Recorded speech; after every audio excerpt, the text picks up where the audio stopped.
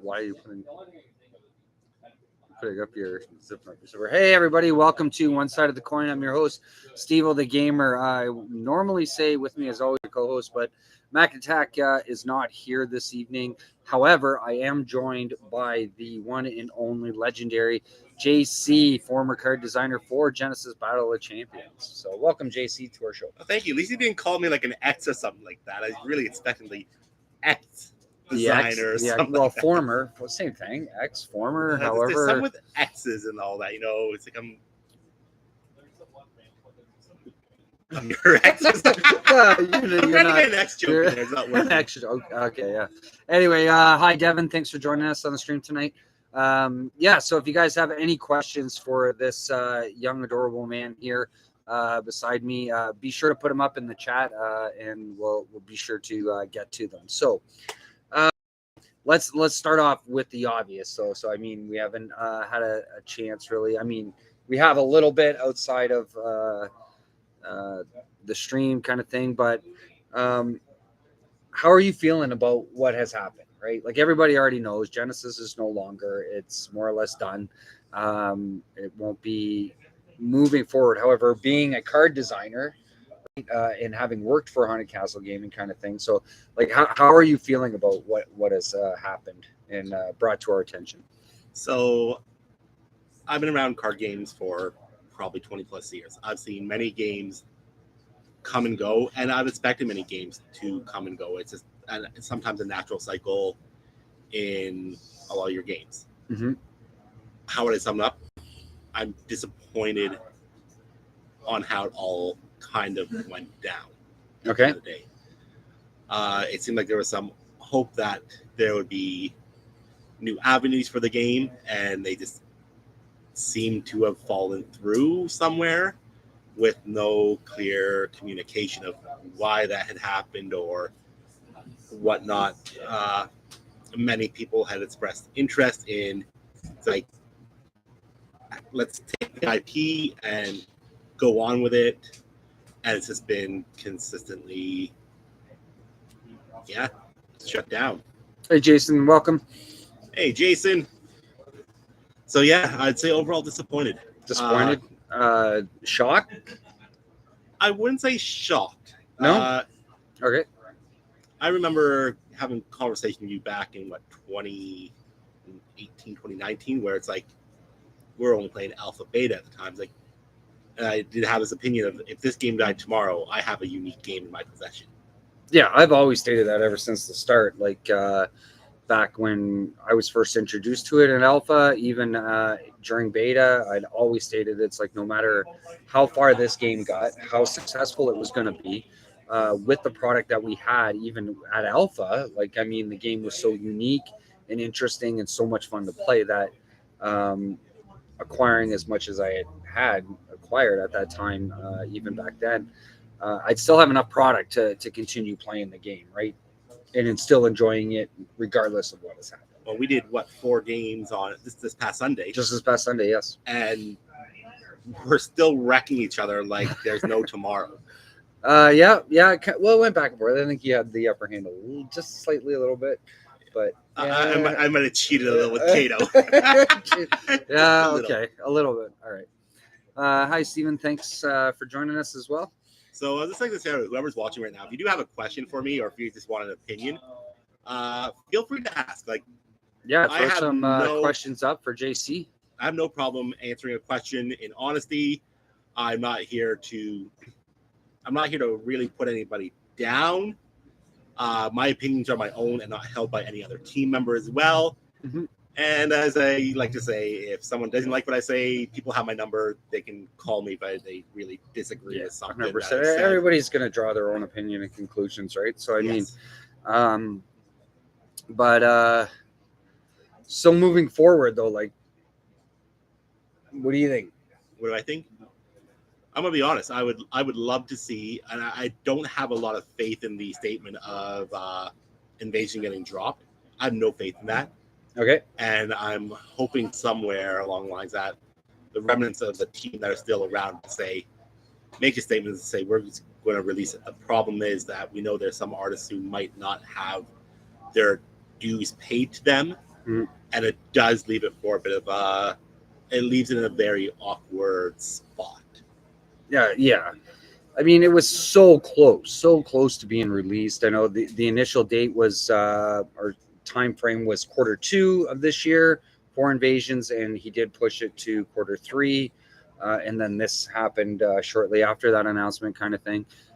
So, like, I mean, with it being that close and promising for Q2, I mean, I would have to assume probably the majority of it was set and ready to go. Going to be honest, the only thing that was left to do was to take it to a printer. Take it to a printer. That's where it was. The art is done. The cards are done. Everything else is done. Right. There's people, as I said, who dues are not paid. Okay. But other than that, the set is ready to go and ready to be played. Right. Upon the announcement of what had dropped, the After Libraries being discontinued, the town hall, the design team was ready to take a step forward and say, well, how can we get Invasion out to players? How can we get these new cards in their hand? Okay. We were at that point. It's like, well, what's the best way? Well, to throw in a booster, like we were saying, like to do booster boxes might have been too expensive for us as a team to take on. But we were looking at, well, what if we had card game release in that? Something like your LCGs from Fantasy Flight would be a very popular model. They do so many releases and that, like your Marvel Champions, Arkham Horror, the old Star Wars games. They do that LCG model. Marvel versus two-player card game does the same thing. Oh, you're just a popular guy today. Yeah, I know, right? Did someone already take me up on that call? Sorry, I'll mute that. My wife was I'll call her after. But we were actually questioning about, could we do that method and how we would do it? Would we split up by affiliations? Could we go and say, hey, for up till September, October, could we do so many cards getting released in just a standard pack every month to 2 months until the whole set would be released? Right. And within that, releasing the updated champions as well. Like, these were the things that we were willing to go to get Invasion out, at least have a product in it. Excuse me. So you more or less were taking a look at a different way of producing it, putting it as a physical product on the shelves for stores at that point. We were looking at a different model, but we weren't looking at that model as a long run. We were looking at that model as a short-term solution to get cards in the hand. Okay. So people could enjoy the release of Invasion, even if it was like, hey, yeah, I think it was a 137 card set. So even if we could have given players to start, here's 2 of the champions that are coming out of Invasion, here's 20 of the cards, and here's 4 copies of each in this box. Yeah. Divided amongst all the affiliations. And doing that until the entire set of Invasions would be released. That's what some of the ideas we're talking about. Or just saying, here's your affiliation pack. 4 of each card for Phage, your 4 of each cards for the Thymos line. You could buy those. Like, that's what we were looking at in the long run. Okay. What about print and play, though? So, I mean, there was word stating that it was going to become available to us in a print and play format. Is there still hopes for that? I'm going to be honest. I have no confidence in it now with the amount of communication that's come out after that. And I was like, well, look at it in some way, form. With no one there at the helm to do it, I have less and less and less belief that this will actually be done. So Stephen wants to know, how far was the design team working on the follow-on sets such as Collisions and War? So War would not have been in production yet. You've got to remember how the team at Haunted Castle was. You had Sid, who you're the CEO. You had Alex, who's your lead designer, doing the writing and design. Lionel. There was myself. We're generally a small team. So we already had cards for Collision already in testing and getting created. So we already had that basis there. War would have been farther away, but that's not to say we don't have a database with card information in there or ideas that we could not pull on for either of those sets. Well, that's what the Future League is primarily for. I know you guys throw a lot of cards in that may not necessarily be in the next set to be released.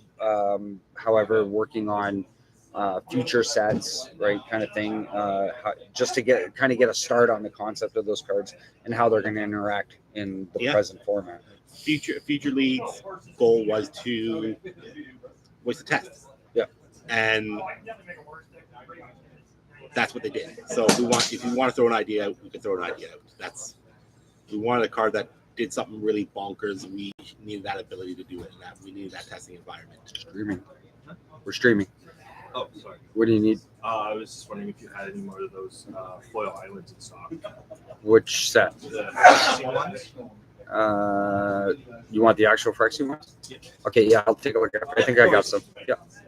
So yeah, as a Collision was already there. We had the skeleton out for Collisions. We were starting to put card ideas in. Things were going to testing. Collision was on its way to getting worked on. As you know, there was 14 pieces. I think it was 14 pieces of art that were never used for Invasion either. Right. That we still had to put ideas to. So there's still a bit of stuff there on the docket that was building up. Mm-hmm. If we wanted to have Collision done in 2 weeks in card design, we could have had it done. We just started pulling stuff that ideas were throwing out, and could have dropped into a skeleton. But knowing this, like as I said, there was so much potential for this game. There was so much being done at the present time. You guys were striving so hard and working so hard on these sets and pushing it forward, and then to have him drop this, like, boom, all of a sudden, right? So, like, I mean, you've probably worked on a considerable amount of the cards for Invasion, I would assume. Everybody in designing aspect, each team member for the initial skeleton for Invasion, everybody filled out a skeleton of how we would see the set. Right. So I think I had about maybe 8 or 9 cards within the entire set that were released, maybe 10. I know Alex still had the vast majority of them, and that's from all your vanillas that you have to just release anyways. But there's still 8 or 10 cards there. Mm-hmm. The thing is, with everybody working on a skeleton, though, too, on 130 cards, it's 400 ideas out there that might never get seen. Yeah. We may never see it, right? So, I mean, are you guys going to be releasing that? Like, whether it's going to be like the print and play format, but at least giving us an idea of how these cards are going to work, so that maybe as a dedicated player myself, wanting to see these cards and how they were used, could have been used in the game, right? Even for us to, like, you know, whether we take, I don't know, any card or whatever, and just kind of, you could write on it. Or if there was interest in someone saying, yeah, I want to know what, like, John or JC's pool or Carl's pool or Alex's pool or all of the pools, or all the pools like, I just want to see the set, right? Like, because you'll get an idea of how each personality designs. Yeah, I'm more erred on the side of caution. Alex is very good at pushing ideas, though, too. If anybody remembers on Future League Raccoon, you don't remember Raccoon. I don't remember the Raccoon, no. Raccoon worked off counters to activate abilities on the champion itself. There was one ability where he could move a token from himself to add a token to a card, basically, when you were enchantments. Alex is like, yeah, you can just do that. So you get 3 counters on. In the version he released, you could throw all 3 counters onto your enchantment. Mm-hmm. The version I originally pitched was like, well, there has to be a counter on there to begin with, and you only do 1 counter per turn. So Alex is very to push an idea further. Well, you don't want to make it too overpowering. But you want to see how far you can push it too. Future League is go break it, and then one of 2 things: give us our data back. We can either bring it back, claw it back, or it's like, well, this was just a really dumb idea. Let's not touch it. Really dumb idea. I don't think any idea is really dumb, but I mean, it's just a matter of how it interacts, like, within the game itself, right? So I mean, you can make a concept up for anything kind of deal, and yeah, just give me 1 second.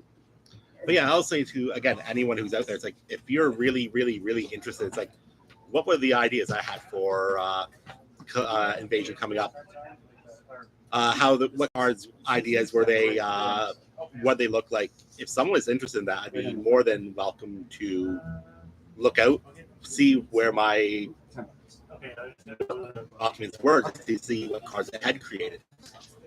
Because I'm sure there would be someone out there say, that's a really cool concept card, and that I'd actually play that. So yeah, if someone is actually interested, I'd be more than willing to see if I have my whole document with. I'd like to see it. I'm interested. I know you had sent me a couple of the cards already. Yeah, I always send you like snippets. Like, hey, I'm thinking of blank. What do you think? Yeah, I know. I used to love those days where I get a random message from you to be like, hey, what do you think of this idea? Right? And you're passing the idea by me, and I would take like several hours, and even when I wasn't ready to give you an answer yet, I'd be kind of like, and then we'd sit there and talk about it for like hours. Right? It's great. Just the concepts and the ideas. Right? So, Steven's saying, I heard that. Discard was an upcoming mechanism. How far was that developed? How many cards in Invasion used it? So, are you talking about discarding as an alternative cost, discarding as attacking people and their thoughts to protect itself? Well, we've seen discard already. Like there were some cards that force your opponent to discard cards, Yep. right? Like Diabolic Roar was one that was used heavily with core. I'll be back in a sec. There's also a lot of the cards that were like, you look at something like Cabus as an alternative cause for discarding. When I say discard was flushed out, Cabus is alternate cost, or not alternate cost, it's cost to discard one to play it. We're discard as a cost. We're always looking at how can we make things cheaper. And how can we get people to pay cheaper costs? Because Aura is such a finite resource in the game. So if we could have someone discard a card from their hand that they're drawn with, which we know good, or to discard to add to an ability.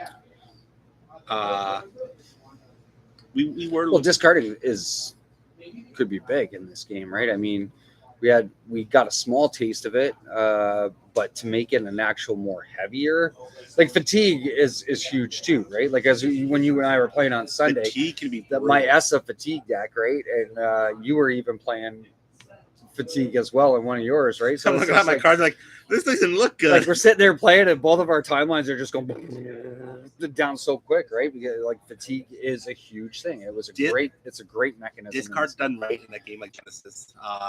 But lacking response in your hand through discard could be even more devastating and a faster demise to a player. So I mean, if you guys was that the thing? Were you guys planning on making that a more heavily focused mechanism in the game? There was a little bit that was going to come out that had this more discarding, just in general. No, I get a card from your hand, basically. Out. Well, that'd be cool. You get to steal a card from your opponent and use it, right? I mean, some games do have that kind of mechanism, right? Like, I think I pitched a champion that would do something like that. That would be. It was like steal like you would play something. Regardless of the affiliation, though, it'd have to state that, right? Yeah. So she would. I think she would steal the ability. Like if you put something on the stack, she'd be able to like steal it and not imprint it, but kind of banish the ability and then use it as her own. Use it as her own.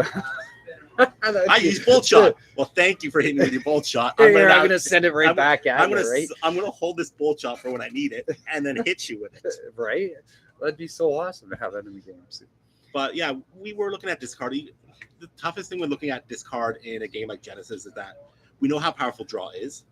So if we have too much discard in there, it could get to a point where the only thing you're getting down to is one person doing a slapless fest. Yeah. And then that's no fun. So Jason Greenberg saying there, Cabus. Cabus is the cost of it is to discard a card, right? Yep. But I mean, that's by a player's choice, right? So if you want to get the Cabus on, you have to discard a card.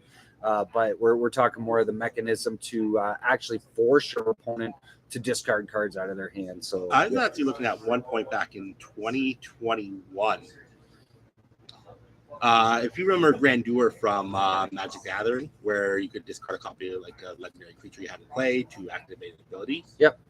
I was looking at something like that for like summons, where you have a summon on the board, you have another maybe copy of it in your hand, you can discard that card in your hand as kind of an empower ability to do something with it. Yeah. So I was looking at something like that, and the same thing with even like spells, where it's like almost like imprinting something onto a spell as you're casting it. Yeah. I was looking at that as a mechanic a long time ago. I mean, with the game, it was only 5 years, right? So it's like the foreshadowing of how this game could have become and the potential that it had. Like, I mean, you guys are always constantly thinking of new mechanics to put into the game, designing new cards, right? And I mean, it's just endless, right? The possibilities that this game has, right? So I always wanted a fake out ability. a fake out ability. So you play a card, it'd be on the stack there with the ability, and as long as it had a fake out ability, what would happen is we could still keep playing our stack. But at any time, and there's a response based as immediate response, you played something I didn't like over top, I could take that fake out ability and move it to the top of the stack. Well, we already have Deceit. Well, we have Deceit, but it would be on the card itself. Yeah, so you wouldn't need Deceit. You wouldn't need Deceit for these cards. However, you can only do that ability. Give it to a different affiliation then, right? So you wouldn't want to leave it with that ability could only be done once per round. So you can only fake out once per round. So the ability I thought would be cool. Yeah.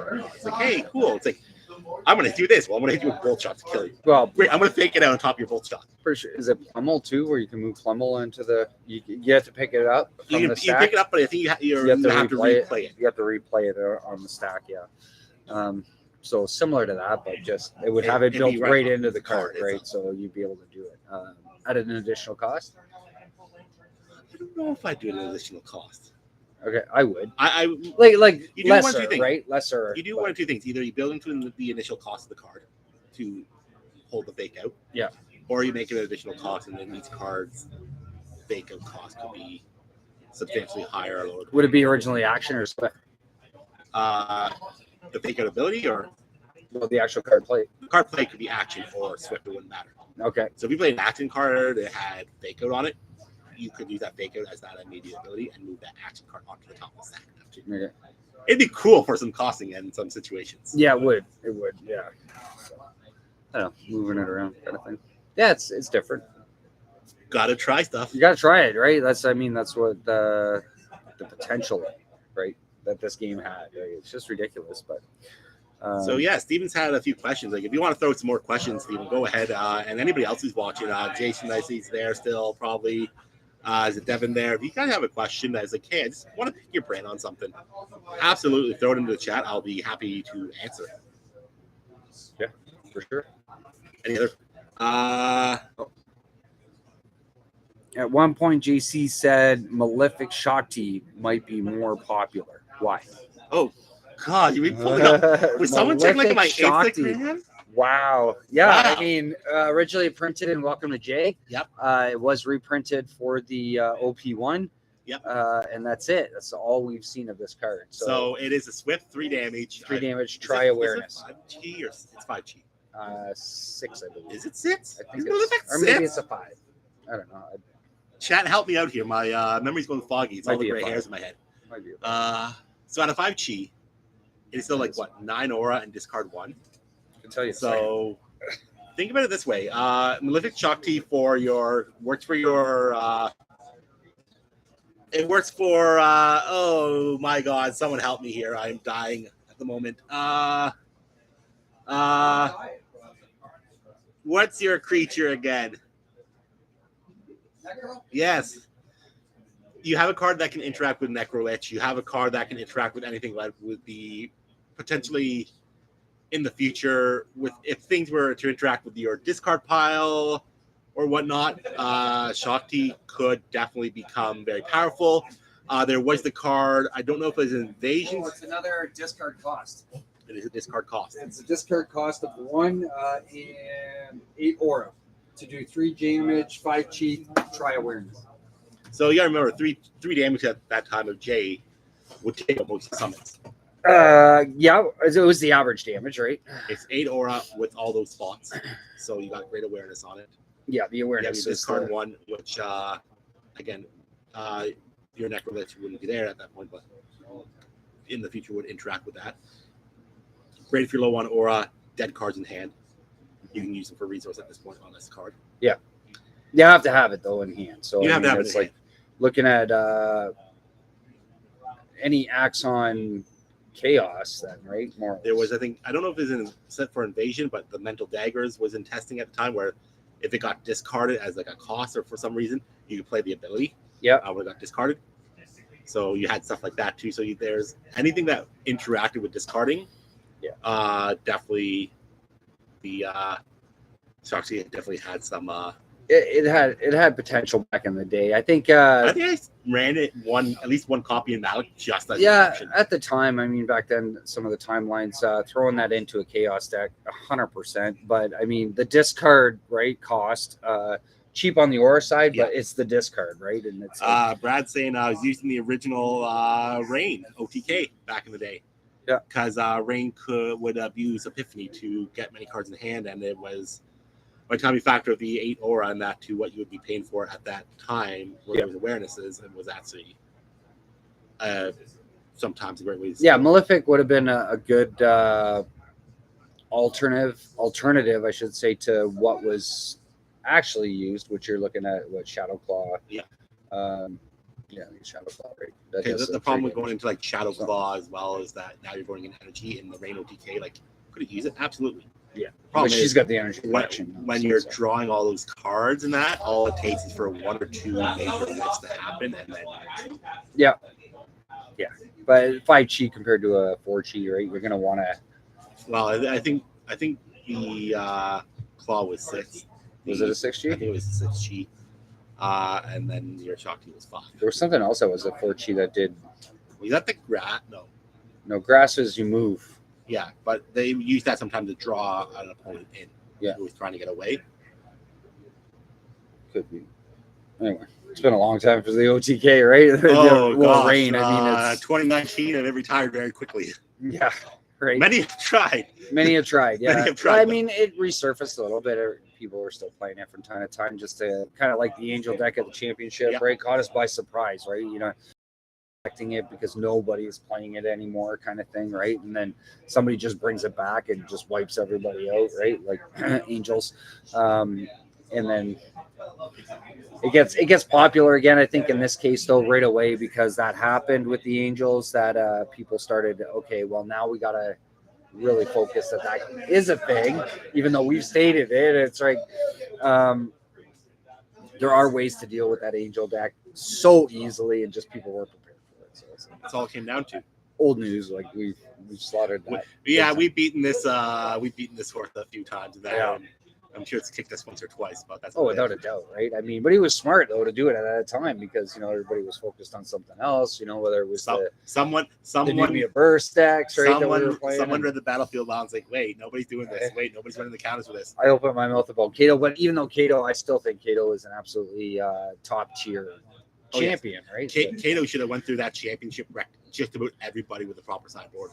With the proper sideboard, or more focus, but I don't really want to say that's not the right word. Technically built timeline. So to be able to deal with them, like watching that final match between Eric and. How time's gone. I know time was past. German guy that won it.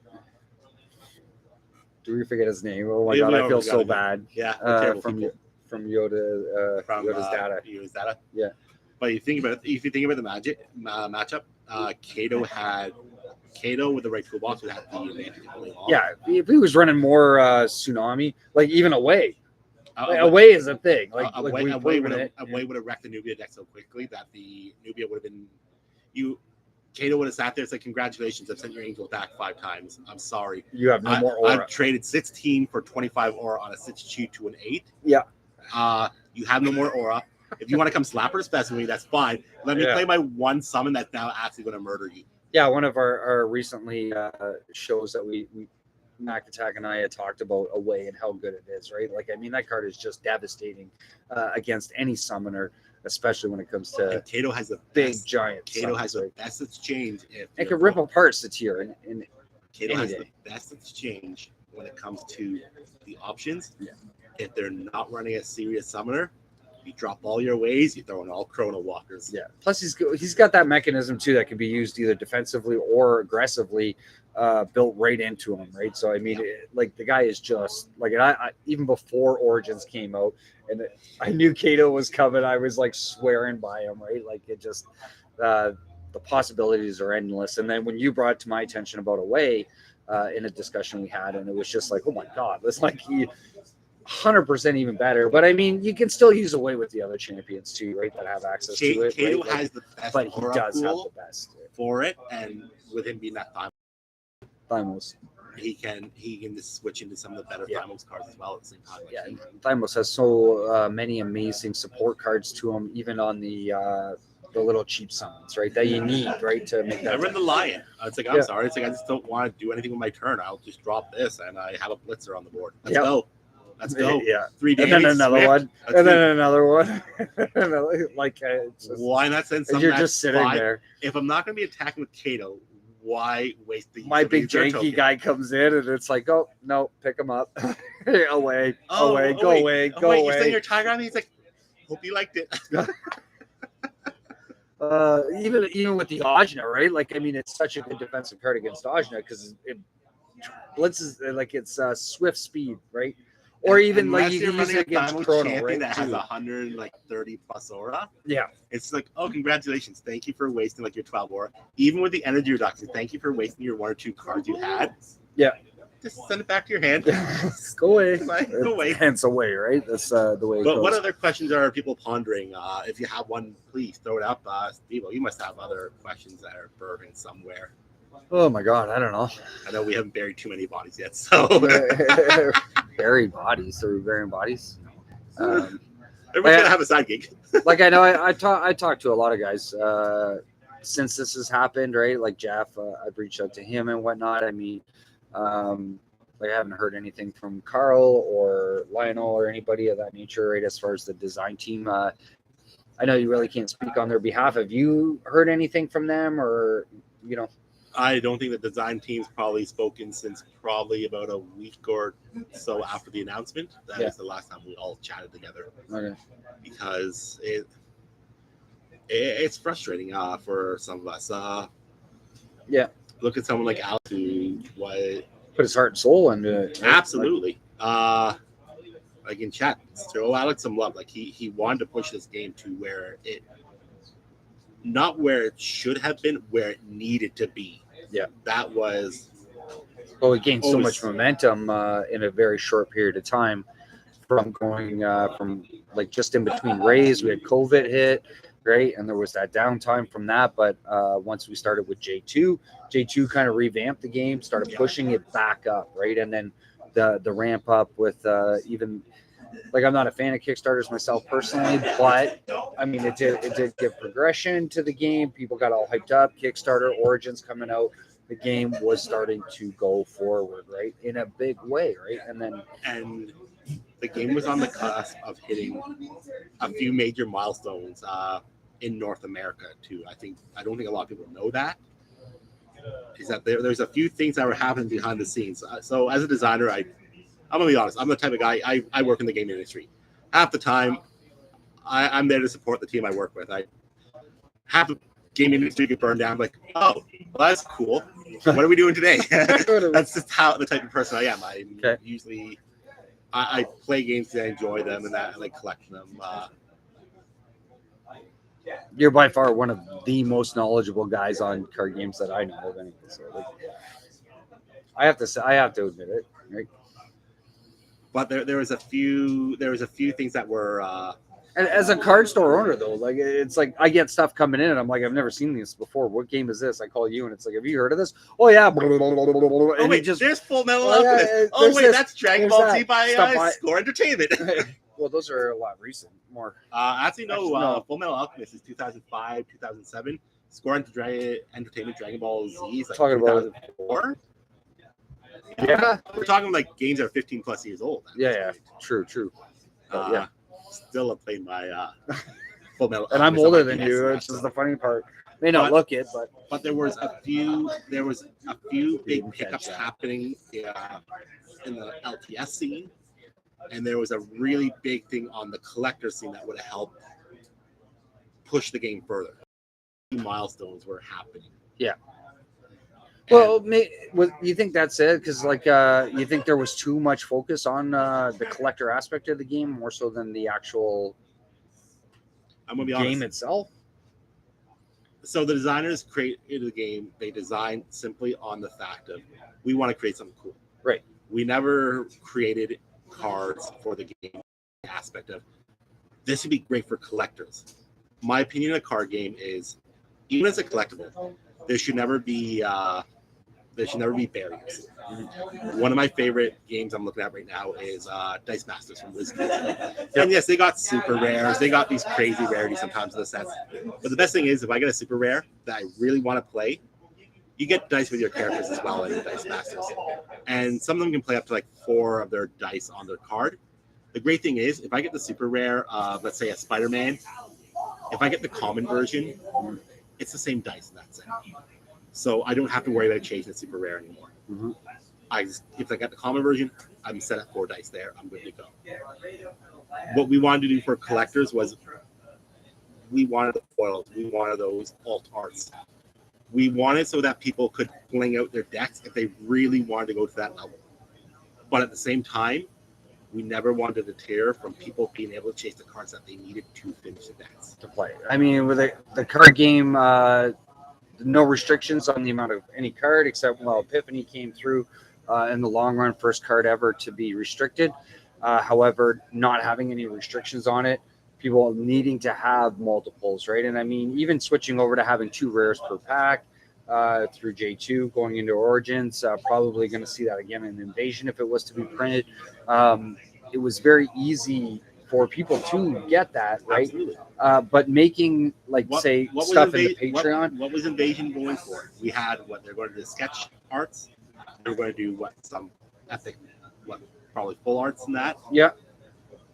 That was the collector aspect. You wanted a deck of sketch art. But you could go do that. It didn't break. But you could go and get the regular rare version. Yeah, it didn't break the game to the point where that's the only version of that card you can get, right? Like you guys were still making the card available, and it's kind of similar to Magic, right? So you have all the different rarities of it, but it's all the same card. It does the same thing. Right? I think of some of the Score Entertainment games I used to play where it's like, congratulations, I played Yu-Gi-Oh! Hockey Show back in 2003 to 2005. Yeah. I used to play Yu-Gi-Oh! Hockey Show back in the day from Score Entertainment. And there were promos that were only available in certain aspects or only in their OP kits. So for me to get those cards, I had to seek them out that way. So I told you about one that's only available in the magazine. Actually, there's like 5 or 6 that are only available in magazines. So if you didn't get the magazine, tough luck. If you didn't play in the leagues, you didn't get the cards either. And there were some really good league cards in that game. So yeah, I was.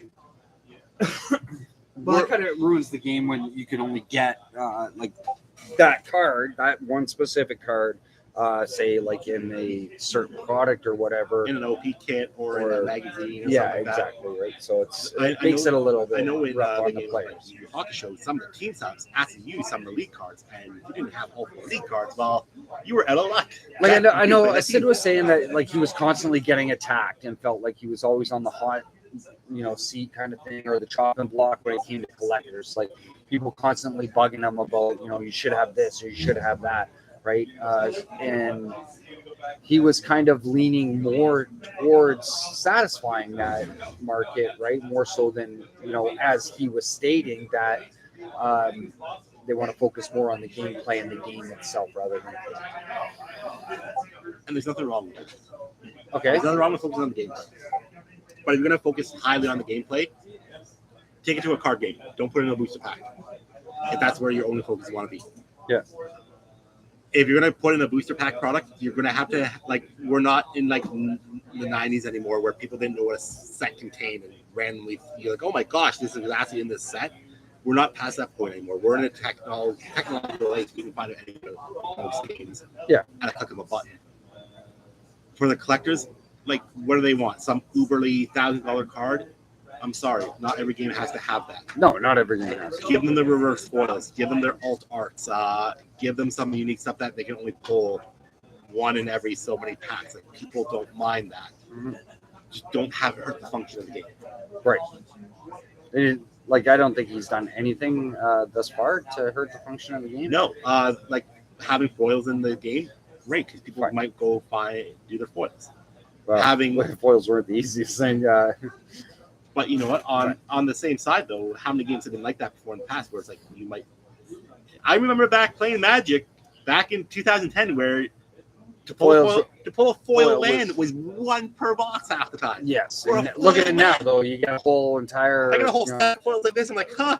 yeah, whether it's a I bundle. don't even care for them anymore. People, yeah, exactly, right. So, So- but I mean, like, has transitioned it now that for their collector, they serialize their cards now. They're coming up with new style of foiling. I'm okay with a new style And foiling. I'm rarities. okay with a serialized print run. Again, as long as it didn't ruin the functionality. Oh, someone must really love you.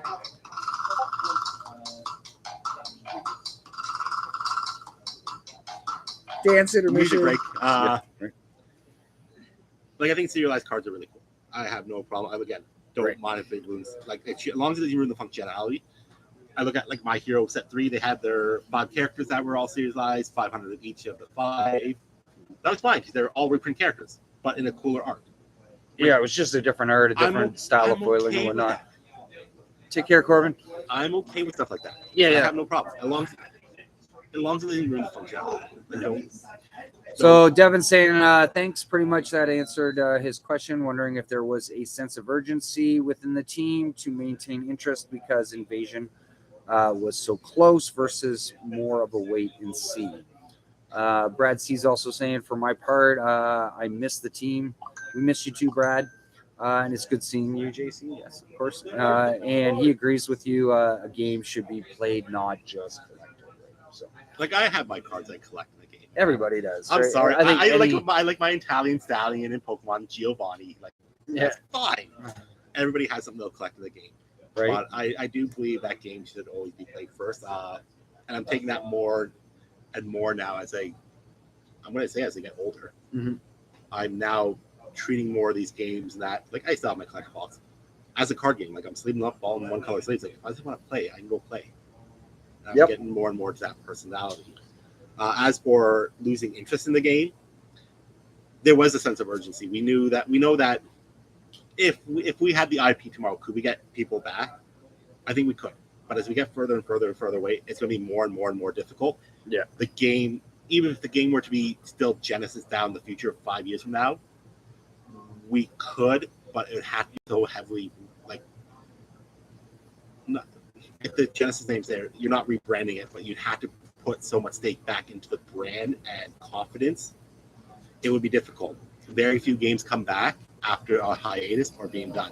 I have to oppose you just slightly on this one because I think that like we had such an amazing community, a very strong community Yep. based around Genesis. However, it wasn't large, right? It wasn't massive like say your top 3, right? And some of the other newer games that are out, smaller but tight and very passionate. I think so passionate that I believe that within a few years, if this IP was to jump back on the market, right, that community they're going to remember, right, how it was to play Genesis, and I It's guarantee, not the community I I'm worried about. It's not the think I community I'm could worried predict. about, though. What's that? It's not the community I'm worried about, though. It's the Okay. LGS. There's a lot of LGS stores here out there now that are going to have a very. There's going to be a lot of LGS that have But a very those sour rapport. LGSs that have invested in it and have built communities are going to pick it up. I mean, you may not But get there's a those ones that lot- are going to have the doubt, but There's going to be a lot that are hurt by this fallout, and it would take every ounce of rapport as an individual.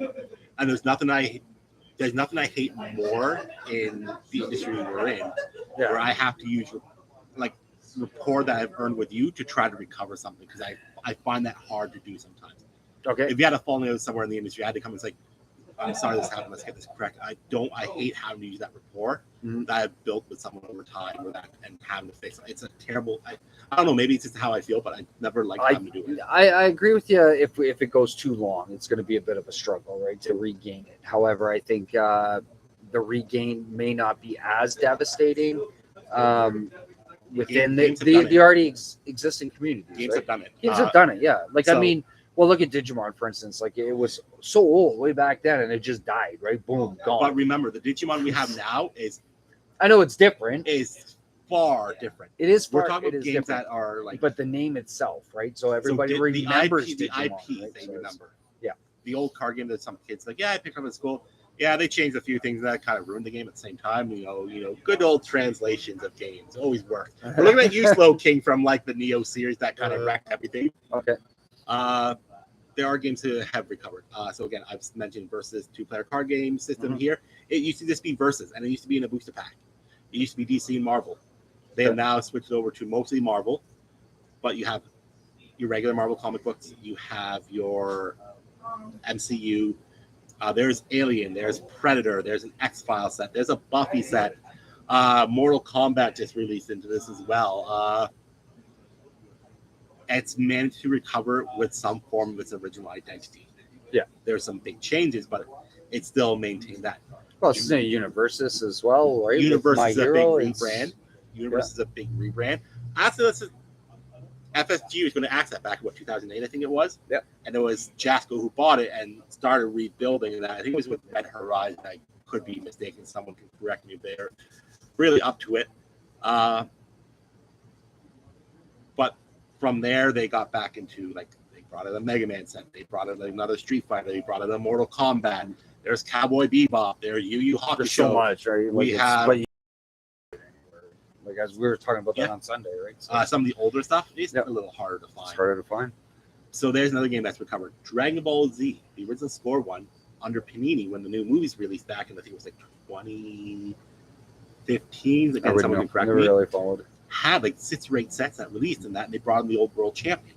So those are just some games that have actually recovered off of a huge hiatus. Like WWE from Comic Images died many years ago, but there's a group, Team Canada, who's once a year probably puts in about 20 new cards that can be played with updated wrestlers. You want to play the Nightmare Cody Rhodes, you can play Cody Rhodes. They have a card created for him on the site, ready to play. And there's still groups dedicated to playing this after being dead for so long. Yeah. So I mean, why couldn't that happen with Genesis? And it absolutely could. Okay. You get 3-4 years down the road, someone's like, this is a cool game. This buy box is cheap and collector market goes out of hand. Yeah. It's a spike. People want to play it again. Or a random publisher finds it's like, well, what do I need to do to get this and that? And goes hunting for an IP. Is it possible? Yes. Is it likely? Debatable. It's going to be, it remains to be seen. So I'm going to transition this to a personal question on my behalf. Being a big giant collector, where do you think the value of Genesis is right now and in the future? Like, I mean, I've accumulated so much, right? Like, I have pieces that, like, for an existence only, right? And gone out of my way, and I know people like Will Kemp, right, as well, and some of the other players out there. Expect the crash Jason, to start. Right? Expect the crash to start.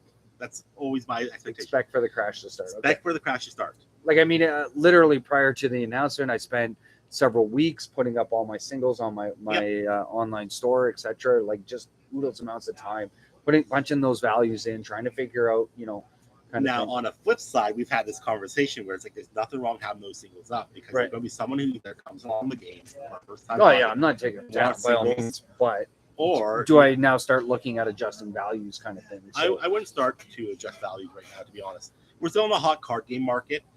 I know there's a lot of talk of recession coming and whatnot, and that's usually when their card pool of games thins, but we're still in a pretty hot market. There's still games releasing. Grand Archive just released. There's 3 or 4 other games that are getting expected releases, probably more this year in a TCG format. This is the hottest the market's probably been since about I'm going to say 2005, 2006, where every anime had a card game despite how crappy it could have been. I'm sorry, they made Austin Power a card game. What was that one we saw to anime that was next to us? Oh. What was that one? Is that even still around, that one? I don't think it is. What was the name of that? I can't even remember. All I remember was something with anime girls and that was about it. Yeah, I think that was the only appeal. And there's the only appeal to that game. It's like people are walking away, they're going, that game was dumb, but those cards look good. Like, and that was like literally those were the comments behind it. But I can't remember the game myself. But we have this again. This is the hottest I think the card game market's been in. I want to say 15 plus years, maybe longer. Again, I look at 2005, 2006, where we had You had your Yu Yu Hakusho, you had your UFS, you had your Inuyasha, you had a card game for everything. Yeah, there at one point or another. Well, a lot of animes are starting to come out with their own. Like One Piece recently came out with the TCG, right? Like My Hero's got theirs now. Is there another Punch, Big Punch, or One Punch, or something like that? No, I don't know. Dragon Ball Super is still going on. Yeah, You'll have Dragon your One Ball's been Piece, you'll have your around. Digimon. Trying to think what other games are going around right now. Why Schwartz is still a thing, and Why Schwartz is actually expecting probably one of their largest releases coming up in the next year or so with their Disney 100 set. Like, I didn't know that until I see it online that Why Schwartz is actually doing a Disney 100 set, which is probably huge, and some beautiful art to it. Is that in conjunction with Lorcana or no? Nope. No. Why Schwartz is a different game, usually based off different But animes. it has the But it's going to have a Disney 100 set. It's being highly. it has the franchise for Disney. Okay. But yeah, you mentioned Lorcana. Lorcana's coming later this year, and gameplay videos are popping up all over right now, and people are eating it up. Like, this is still the time for a card game to release. Yeah. Like, I know it's a lot of stuff. Do you think that the fall of Genesis would be could potentially have been caused by the upcoming No. competition No. in the TCG market? I remember hearing a rumor months ago when Ravensburg like, we're releasing Lorcana. And it sounded like a lot of Everybody went, yeah, Mickey! Right? I played Mickey Mouse before in a card game. Like, I've been there, done that. I got the shirt Kingdom already. Hearts? Kingdom Hearts. Kingdom Hearts, yeah. But there was at one point where everybody was a little concerned, like, oh my gosh, he's going to shake up the market. Yeah. Oh my gosh. And then I think all of them everybody kind of says, actually, competition is good. Think of it this way. They're going to bring in a whole new slew of people who never touched the card game before. First thing they're going to do is play Lorcana. Like, I love card games. I love cracking my packs. That's what they're going to enjoy. Yeah. And your Wizards of the Coast, your Pokemon, or whatever, anyone who's ever been, I don't know about. They're going to start when they want their secondary, their third, their fourth, their fifth ranked game. Yeah. They're all going to be in line saying, what are you buying, stranger? Right? Exactly. So, I mean, because it's Disney, the name's so big, it's huge. Lorcana, right? Of course. Original as soon art, as they remember, announced too. it, Original art of Disney. It is very appealing, and a lot of people that were looking at things, all of a sudden it's like, hey, Mickey Mouse over here, and everybody's like, right away, like focused right on it. No longer looking at this, however. But a card game such as Lorcana, as unique as it is. Yeah. Is it really unique, though? Because I've heard rumor that it plays like very similar to, say, like Lightseekers. So I disagree. Lorcana runs off. I'm going to use kind of dual system, kind of like a system that certain cards in your hand can be used as a resource if they have a certain marking on it. And then you just declare, here's my card. It's going to my resource row or whatever you want to call it. And then you're casting out stuff like it's like a mana type system in that, but really no mana. I think things are aligned to gems or whatever it is. They have a power and toughness, but the lore count, the little notches at the side indicate how much for their like the lore points or whatever it is. Yep. That's how the game kind of works. Kind of like a pseudo magic, but these characters can quest to kind of get you further to your goal. However, when they're questing, though, you can go and take them out at the same time. So kind of like that magic is. Well, that's the thing. I think I personally myself think Lorcana has to have a very strong mechanic game that everybody's going to fall in love with playing that actual game. Like have a strong mechanic. From what I understand, what is it? One Piece isn't a big mechanic heavy game. Like it's One Piece. One Piece is a beloved franchise. It's a huge, exactly, right. It's an anime. People love the anime. The artwork's amazing, whatnot. Regardless, you walk in and you sit down. I'm playing Mickey Mouse today, right? Compared to like a really popular anime that everybody else is watching. Like, I'm sorry. Have you seen Donald? Have you seen Donald Duck try to talk Sephiroth in Final Fantasy? He's like, boy, I'm gonna you down, and he's the last person in that fight. The card's not going to actually start talking to you. You're sitting there, you're looking at like this, dragon that looks absolutely phenomenal, and that artwork just popping out that everybody loves, especially in a fantasy world setting or whatever. in a And then- TCG, And and then then you've you got Mickey Mouse jersey in the dragon, just giving them shots underneath. like I mean, you look back at Kingdom Hearts and you have the Final Fantasy compared to the Disney cards, right? And it's like, well, do I want to play? Like, I mean, those Final Fantasy cards look way better than just having your random little. What? le- If you For want- if you lack want- of better words, I really don't want to say this because we're all children at heart. A childish game. Do you understand where I'm coming from with this? you're worried about it's not going to be depth mechanic wise. It's like I want something that's like really integrated, all these little things going off, the gears turning. I think you'll get that in time. With lore I comment? think you will. Yeah. Okay. Knowing when to quest a character and not, knowing when to take combats is all going to be important. Yeah. The sacrifice to your resources. We'll see how it plays out, right? That all that's the becomes main very thing. intensive. It's the fun aspect of the game, right? Yeah. I think is going to be the selling point on it. As far as your high-end collectors, right? It's new. Everybody wants it, right? And it's taken a lot of this is focus. the hottest game I have seen in the CCG market since Final Fantasy Opus 1 and Opus 2. Okay. And that's saying a lot. And Opus 1, Opus 2 came out in 2017. It was $200 a box. Right. $200. Like, in 2017? Yeah. That was pricey. It was. Well, what happened with Metazoo? Metazoo was the same thing, Yeah, right? kind of shot up in that. But I don't think it was as hot as what we have right now and what you have. Yeah, in Final work on Fantasy. already. Like, Sometimes scarcity drives up something when you can't find it, or it's like, oh my gosh, it reminds me of old Pokemon days. It sounds is fine. It works. It does work for so long. Do I think Lord Canada would deter something from Genesis? No. if Genesis, I don't think so either. Right? Genesis had its own just unique game. It had its own unique very player base. unique and so awesome. Genesis wasn't going after the person who wanted to, take what is it, Mickey Knight with a sword and go after Maleficent because she's a terrible witch to begin with. Bippity boppity boo boo. Like I said, I picture somebody saying that while they're playing the game, right? Bring your little magic wand. Hey, Tigger in Kingdom Hearts had you jumping up going, you want your bonus on your attack, so Right. Hopefully, have some of But those Genesis- unstable or unglued mechanics in there. Right? It's like but Genesis did have a different player base as well, where it played more like a board game / solution at the same time. yes, yeah, So- it did have a lot of flavor of other style of gaming incorporated in it, which is why it's the first of its kind, right, so to speak. Some people rather a physical battlefield over a Yeah, just A here's your board, setup, board. and that's it. That's all you do. Like, there's no strategy, like real strategy, outside of what the cards can do, and it's like movement, awareness, like stressed it so many times on the show, right? That the uniqueness of this game. positioning, everything. sometimes. Yeah, exactly. It's just so good, right? So I haven't seen no other questions. If anybody's still alive out there, again, feel free to ask. I'm more than happy to answer any questions of that. In the meantime, do you have any more questions? Is there anything that spurs like somewhat to pick your brain on this thing or something? you want to pick my brain? Oh no, you can pick my Oh, brain. okay. I know. You I don't know wanna it's really pick my thinking. It's brain. like what? I don't have Mac Attack here to kick me under the table or.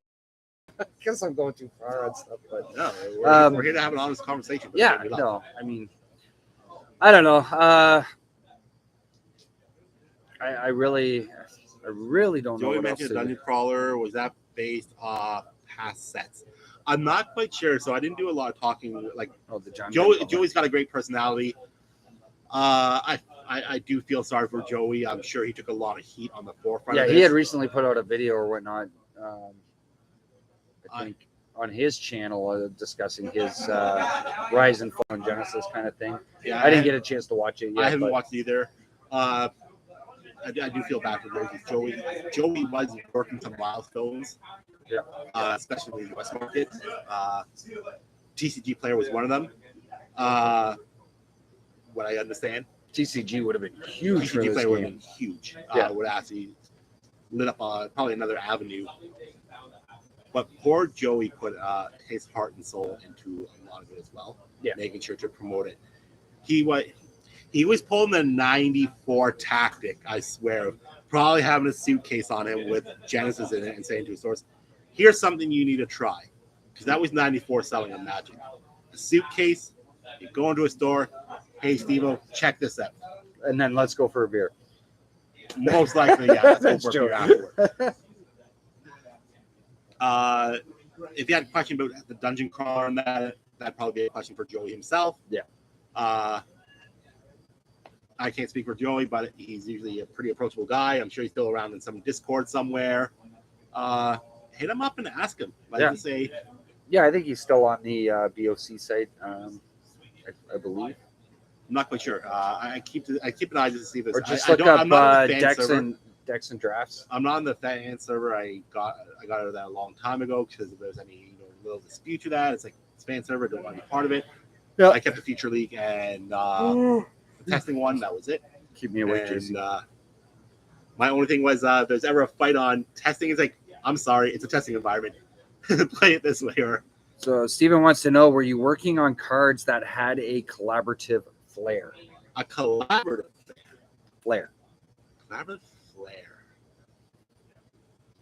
In what sense? Elaborate on that. Yeah, I might have to elaborate on that. Steven, he was looking a little confused.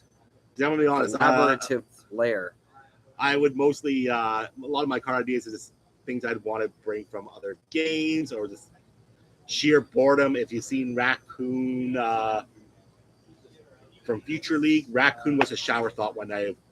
Well, what would happen if we put counters on a champion to use its abilities instead? So Steven is saying, I'm thinking Dungeon Crawler would emphasize collaboration.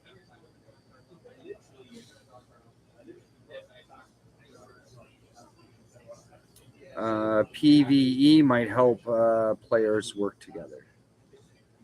So there's nothing. I know there's a one question that 'cause I wanted to do a series Beyond the Arena before all this went down, and just pick out random questions from the community and answer them. So one of them was basically creating cards for multiplayer format. I think the question was, and if I ever created based off that method, and my answer to that was no. I never did create cards based off a multiplayer method because the game already had the design to handle multiple players with its system. So there's never, in my time of creating, there's never a need to go about and have that happen. Now, could we have that happen? Yeah, you might have something different like all allies or everything, stuff like that, so that you might have players who might be enemies still collaborating on the board or have that collaborative design so that you may be able to use I think you get into designing cards like that where they're more geared towards for those formats. Then it kind of, it's like those cards become dead if you're not playing that format to a player that only likes to play the one-on-one. And it's like, you open a pack, you're getting 3 or 4 cards that are all associated with a 2v2 or these other formats or even specifically the Dungeon Crawler. Then it's like, now I don't need those, so they're just getting. Well, look at when we first did the token approach back in Raid, right? It's like, how are we going to do tokens? Like, there's so much on a card that it's hard to put a token in there. Yeah, right. That's kind of a named card. We put an extra card that was in the token slot that could be by who and Skeleton Warrior. A Skeleton Warrior, basically. Yeah. Because originally they didn't put token on it. No. It wasn't until we saw J2, when J2 came out, they actually started putting token in bracket, and that this card could only be used as a token. Was it J2 or afterwards? I think it might have been Origins. No, it was J2. Was it J2? J2 had it was written right on them tokens. I'll have to go back to double check my stuff. I'm pretty sure. Because the original, we were doing the original design for tokens, it's like, how do we do it? Like, there's a lot of context on the cards. Like, versus 2-player card games, it's like we'll just say, bring this card in from outside the game, and they'll actually name the card. And it's a token card character. It says token on it, but it kind of just sits aside until it gets called out by its name from the effect.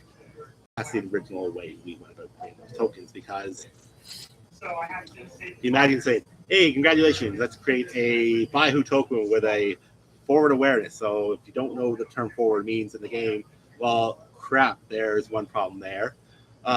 With the ability swift attack 2, and whatever its cost is, and then it comes with this much health. Like there's a lot of context that has to be put in for it, summon, just to hit the board.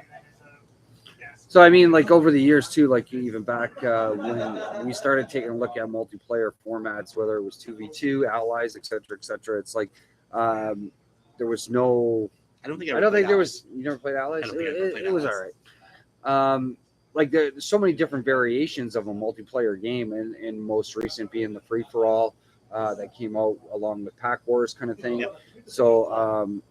But the possibilities of it were endless, right? So you could start even developing your own if you didn't like playing just two players with their own timeline using whatever champion.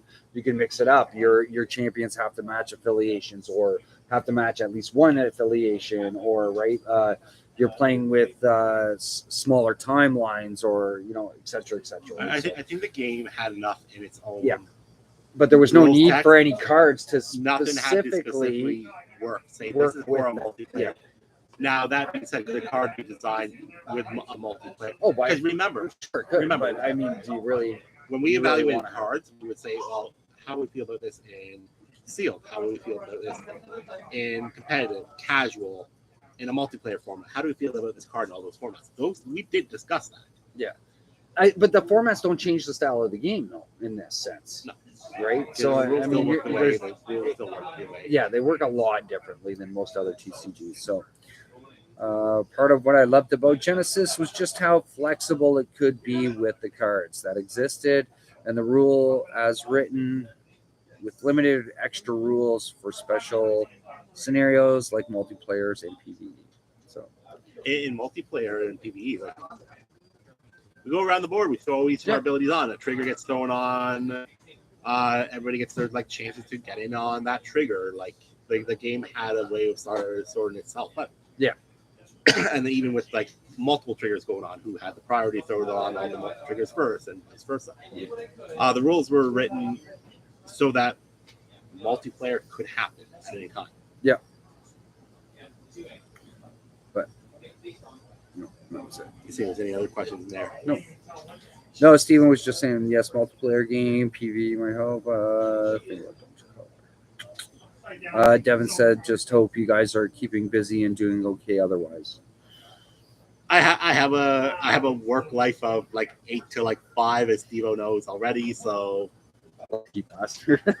so for me, what happens? My Thursday 2 to 3 hour discussion is no more, and then if I have to take some time on a weekend to look over something, I had basically just gotten that time back.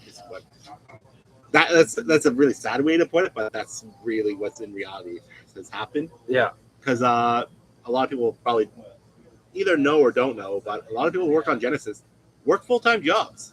We all had other jobs. We had a work life of Genesis. Yeah, a lot of this was as part of a passion project. At the end of the day, it was.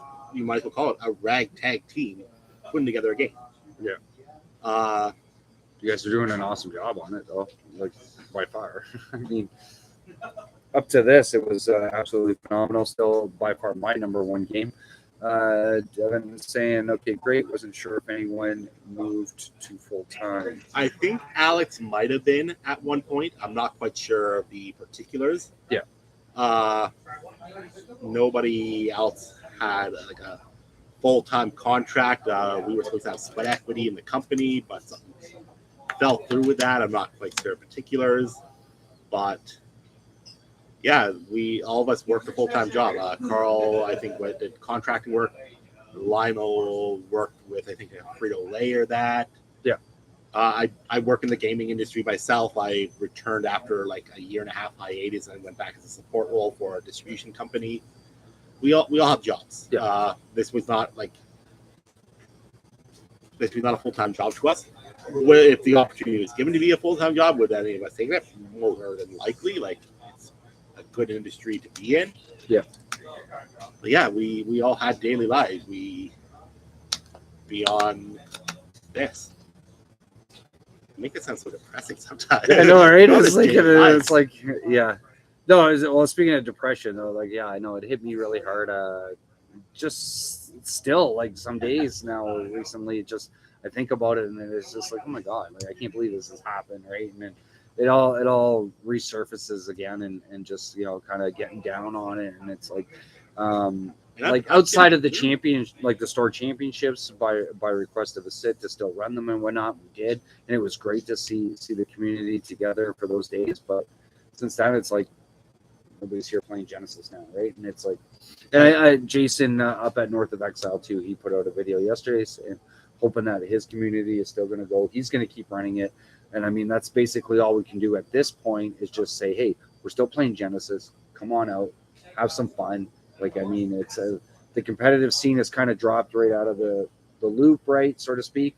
But if you just want to have some fun, learn the game, or still continue to play it, come on out and play it. Yeah, absolutely. If you're up in like the Barrie, Midland, Penetangushin area, go check out Jason at North of Exile Games. Yeah. I believe he runs on Wednesday night. People, if they want to come in this throwdown with Genesis. And Jason is a very powerful player as well. Don't underestimate him. He will severely school you if you do. That sounds like a challenge. It does sound like a challenge. Last time I was Dick, I did not fare very well for some reason. Why you bring him Malik? They just Malik back like 2 years ago. Oh, okay, 2 years ago. Probably before the pandemic, actually. So this is really a lot longer than that. When he's still in Penetangushin, actually. Yeah. But yeah, he's running it Wednesday nights. Like if you're up that way, you just want to learn the game, or if you're a player of the game, go check him out. If you're here in Southern Ontario, Hamilton, Brantford, London, you love the game, come here to Head Your Tails. Like, no one, like the game, someone walked away. That doesn't mean you have to walk away. Yeah. At the end of the day, if you love the game, you love the people, if you just want something to do, Genesis is playing Genesis, it's still here.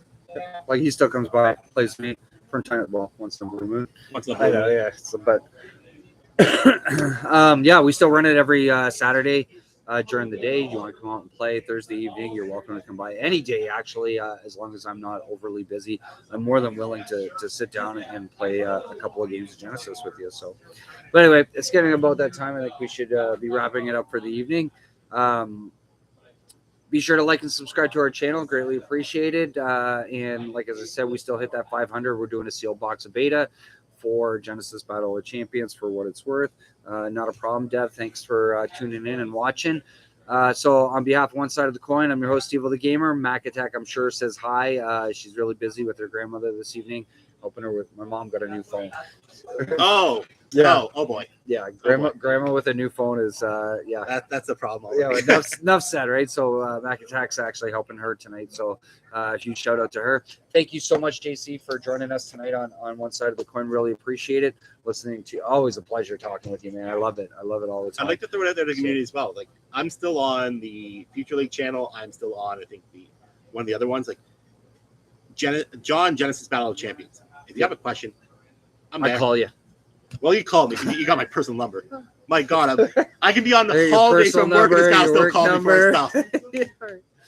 But feel free to reach out. If you have a quick question, be happy to ask. And I guess this is where we do outros now. I suppose. Go for it. You can do it. It's all you. I'll see you in the arena. See you in the arena. Take care, Brad. Thanks for joining us as well. Have a great night, everybody.